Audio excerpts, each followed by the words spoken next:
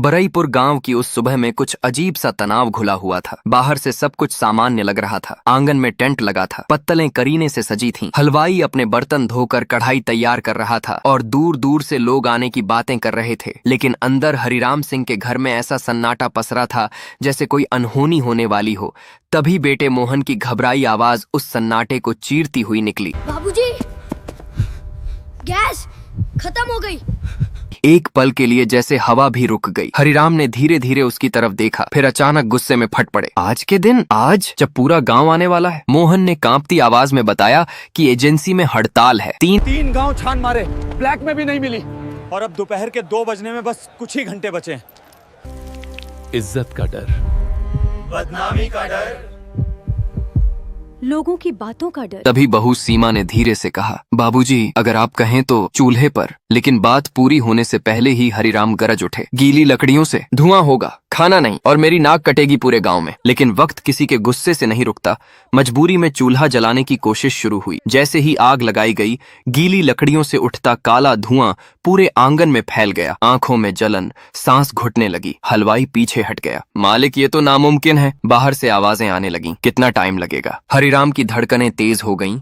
तभी सीमा बिना कुछ कहे चूल्हे के पास बैठ गई। उसकी आंखों से आंसू बह रहे थे, लेकिन वो हार मानने वालों में से नहीं थी। वो बार बार लकड़ियों को सुलगाने की कोशिश करती रही। उधर गांव की औरतें धीरे धीरे इकट्ठा होकर तमाशा देखने लगीं। कोई हंस रहा था, कोई ताना मार रहा था। पढ़ाई लिखाई से चूल्हा नहीं जलता बहू, आज पता चलेगा असली काम क्या होता है। सीमा ने किसी की तरफ नहीं देखा, लेकिन उसके दिमाग में कुछ चल रहा था। अचानक वो उठी और गौशाला की तरफ भागी। मोहन उसके पीछे गया। कहाँ जा रही हो? उसने सिर्फ इतना कहा। अगर ये चल गया तो सब बदल जाएगा। वो वापस आई तो उसके हाथ में सूखे पत्ते, कुछ उपले, राख और एक टूटा हुआ लोहे का टुकड़ा था। उसने चूल्हे को पूरी तरह से फिर से जमाना शुरू किया। इस बार उसने नीचे हवा के लिए जगह छोड़ी, राख से नमी को रोका और उपलों से आग पकड़ाने की कोशिश की। कुछ सेकंड तक कुछ नहीं हुआ। फिर एक हल्की सी चिंगारी दिखी। सबकी सांसें थम गईं। लेकिन तभी तेज हवा का झोंका आया और चिंगारी फिर बुझ गई। हरिराम ने सिर पकड़ लिया। बस, अब बंद करो ये सब, टेंट हटवा दो, कह दो गांव वालों से कि श्राद्ध नहीं होगा। यह सुनकर माहौल और भारी हो गया। लेकिन सीमा रुकी नहीं। उसने चूल्हे के ऊपर टीन रख दिया ताकि हवा और बारिश से बचाव हो सके। फिर वो पूरी ताकत से फूंक मारने लगी। उसकी सांसें तेज हो गईं, चेहरा लाल हो गया, हाथ जलने लगे। लेकिन वो रुकने को तैयार नहीं थी। तभी आसमान में बादल घिर आए और हल्की बारिश शुरू हो गई, जैसे किस्मत भी उसके खिलाफ हो। हलवाई ने फिर कहा, अब तो कुछ नहीं हो सकता। लेकिन उसी वक्त एक छोटा सा चमत्कार हुआ। टीन के नीचे आग ने धीरे धीरे पकड़ ली। इस बार धुआं कम था, लेकिन पूरी तरह खत्म नहीं। और तभी दूसरा ट्विस्ट आया। चूल्हे के नीचे से अजीब सी बदबू आने लगी, जैसे कुछ सड़ रहा हो।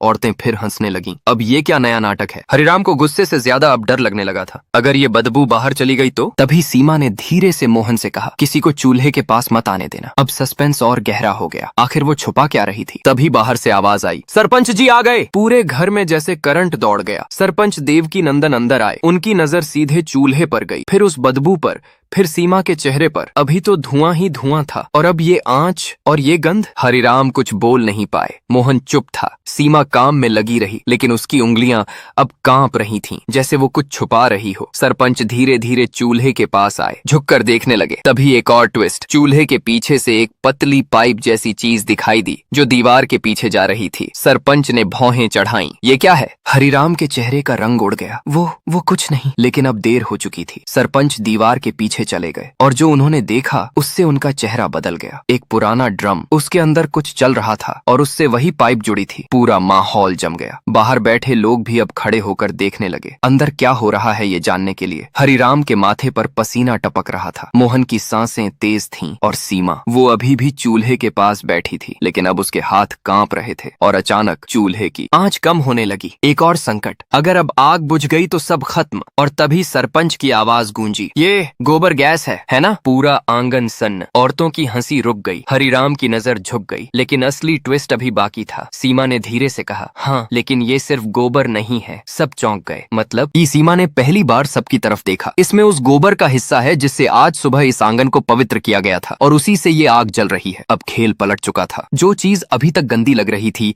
वही अब पवित्र बन गई थी। लेकिन तभी अचानक एक जोर की आवाज आई।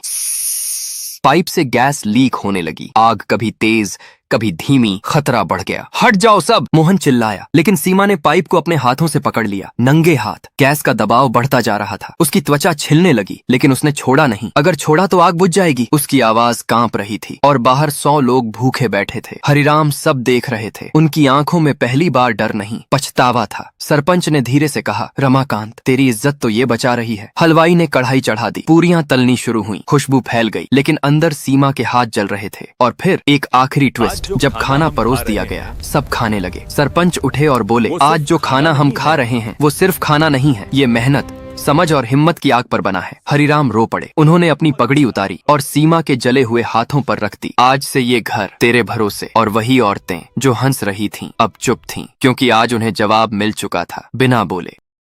दोस्तों, अगर हमारी वीडियो अच्छी लगी हो तो हमारे चैनल को सब्सक्राइब करें और वीडियो को लाइक करें। मिलते हैं अगले नेक्स्ट वीडियो में।